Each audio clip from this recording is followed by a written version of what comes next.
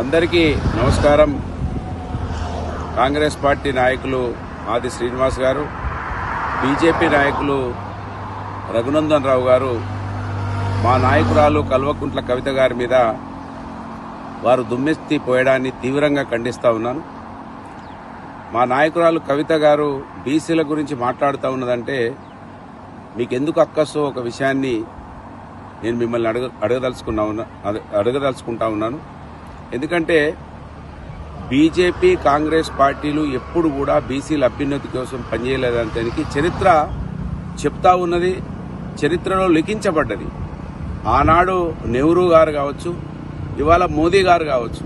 మోదీ గారు కూడా బీసీల యొక్క లెక్కలు తీయాలంటే దానికి వ్యతిరేకంగా మాట్లాడుతూ ఉన్నారు మోదీ గారి ప్రభుత్వం.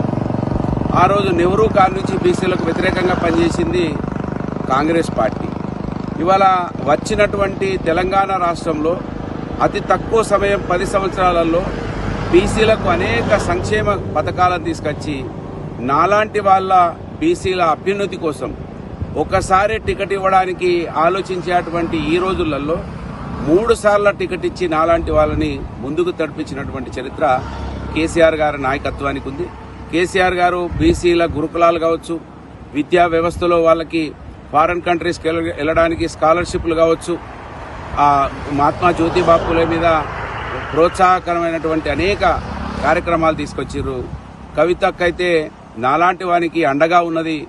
అనేక ఇబ్బందులు వచ్చినా కూడా కాపాడుకున్నారు. కనుక బీసీల గురించి ఆమె మాట్లాడుతుందంటే మీరు సంతోషపడాలి. ఎందుకంటే ఒక అగ్రవర్ణాలకు సంబంధించినటువంటి నాయకురాలుగా ఉండి కూడా ఆమె బీసీల అభ్యున్నతి కోసం ఆలోచిస్తుందంటే మీరు గౌరవించాలి తప్ప నువ్వెందుకు మాట్లాడుతానో 10 ఏళ్లల్లో వాళ్ళు చేసిన కాడికి చేసిండ్రు.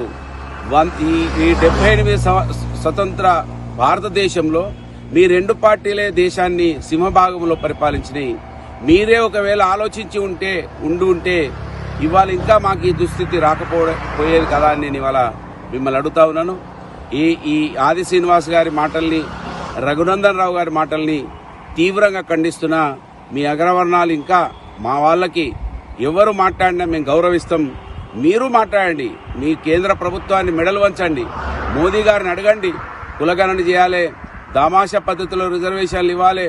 ఇవాళ ఓసీలు నిలబడ్డ కాడ బీసీలు నిలబడడానికి ఆస్కారం లేకుండా ఈ రోజులు కూడా ఉన్నాయి. కనుక బీసీ రిజర్వేషన్లు వస్తేనే, దామాషా పద్ధతిలో రిజర్వేషన్లు జరుగుతూనే మేలు జరుగుతుందని గమనించాలని ఆది శ్రీనివాసరావు గారిని, రఘునందన్ రావు గారిని నేను వారిని అడుగుతా ఉన్నాను, వారిని డిమాండ్ చేస్తా ఉన్నాను.